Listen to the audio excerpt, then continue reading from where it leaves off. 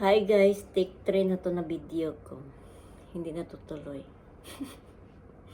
Nag-start ako and then biglang tumalon si Matone. So tumaob yung cellphone. Pangalawa, nasa 1 minute na ako, tumawag naman yung isa.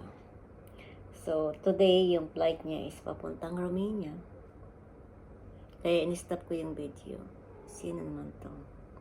Hot pot.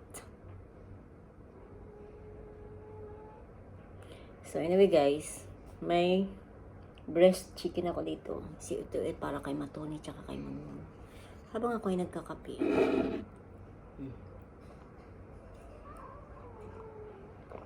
So medyo marami to guys kasi ito yung pangalawang no fighting ha. Leave Matone to go there. Saglit na guys.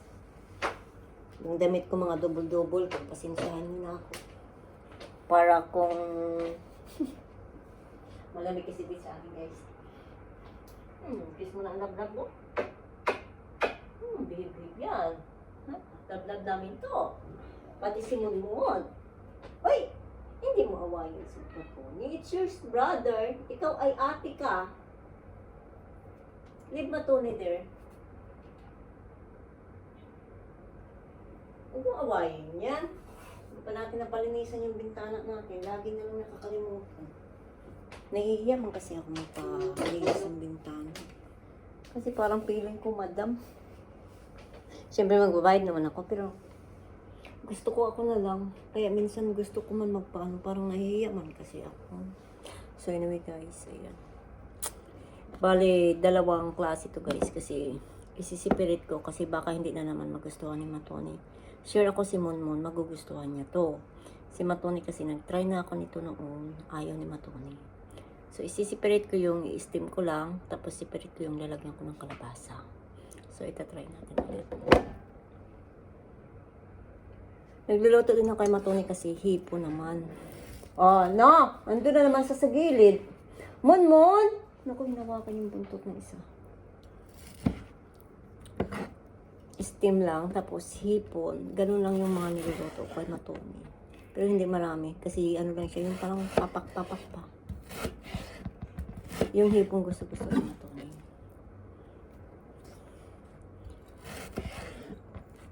Tapos ano pa ba? So, alas 10:30 pa lang yata dito. So, ako ay maaga pa kasi ako guys ng hugas ng mga pinggan tsaka kaldero. 2 kaldero lang naman guys. Yung pinaglutuan namin kagabi. Kasi pumunta dito yung gang. Mag-message yan. Pupunta dito ng alauna pa lang yan. Magme-message ng hapon. Darating yan. Kung hindi alas 9, alas 10 ng gabi. Kaya sabi ko, binarningan ko na last na lang yung kagabi. Pag mangyari ulit, hindi na ako magtatanggap dito na may mga pupunta. Kasi katulad niyan, mag-prepare ako ng pagkain by offer. So, ang prepare ko niyan, may kanin talaga yan. May pamerienda. Das ilang putahe na kanin, na ulam. Sige ko kakainit kasi malamig na. So, napapagod ako. Kaya sabi ko last na. Pag ulitin ulit, wala na, ayoko na. So, ayan. Tapos, itatry natin ito. Dito ko lang ilalagay sa palanggana yung kalabasa. Ay, hindi na. Huwag na sa palanggana. Kuha tayo ng isa pang container. Container. Aking mga alaga. Naku. Kung alam niyo lang talaga. Buti na lang. Parang kulang pa rin yung Tupperware ko. Malaki pa yung Tupperware ko guys.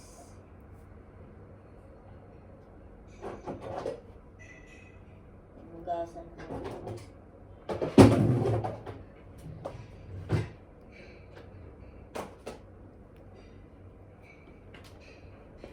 Alam niyo guys, yung mga baonan ko, baon naman tawag. Yung mga container ko na ganito. Yan. So marami to. Kasi pag nabili mo to sa IKEA, tigta 3 yata. 3 piraso. So, parang naka-12 na yata ako nito. Guys, ang natira dito sa akin is 1, 2, 3. Yung siyam, missing. Kasi nung doon ako sa maliit na room, so, may mga kakilala akong pumapunta. Tapos, mahilig kasi ako magpabitbit ng ulam. So, hindi na binabalik. And then, nang doon naman, naiwan na ako doon sa naiwan, doon pa rin ako. So, minsan, pag pumapunta dito si Rowie, may take out. So, makakabalik siya, tapos babalik ulit. Hanggang sa kulang-kulang na. And then, katulad nito, ganito siyang pagkahugas. Yan. So, kailangan mo siyang hugasan ulit. Ang ginagawa ko, hinuhugasan ko siya ulit. Kasi ako, pag naghugas ako, may kasamang Clorox. Kasi nga, gusto ko talaga malinis. Ay, malangsa siya.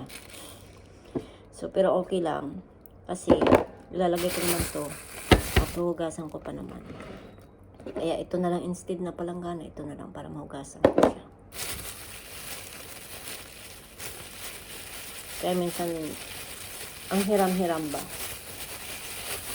Ikaw na may-ari, ingat na ingat ka. Ganun talaga tayong mga Pinoy. Hindi naman lahat, pero mostly talaga gawain. Pasensya na guys, kasi minsan may pagkaprangka lang talaga ako.